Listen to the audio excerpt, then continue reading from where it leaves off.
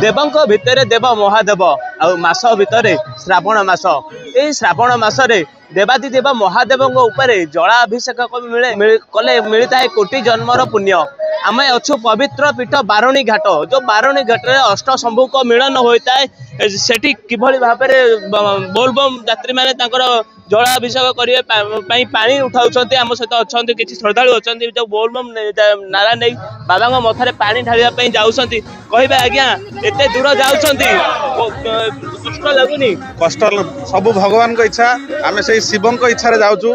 आम बारुणी घाटू यू कटक कखड़ी बारुणी घाटू आम पानी उठाई बाबा कपिलास चंद्रशेखर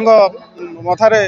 जल लगी करूँ जलाभिषेक करूँ सोमवार दिन एथरे कौन कष्ट ना से सब महाप्रभु को इच्छा महाप्रभु आमको नियंती आमको कौन कष्ट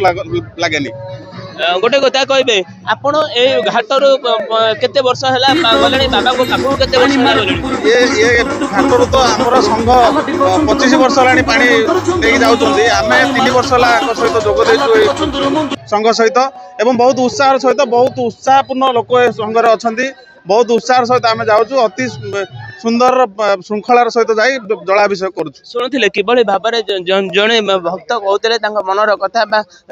जिते दूर हेले भी जिते दूर को गले भी किसी कष्ट पड़ेनि पाद को आउ जड़े अच्छा भक्त अच्छा काउणी भाई अच्छा कहे आज्ञा कौटू आसते खुंटुनी काउड़ी संगरू आसलु आज बाबा जलाभिषेक करने बहुत खुशी लगे चंद्रशेखर बाबा को जावाक जी खुशी आ बोधे संसार को खुशी ना से बहुत आनंद थाए केते पहाड़ जंगल रास्ता नहीं आम जा पहुँचू 3 दिन रे बाबा चंद्रशेखर पाखे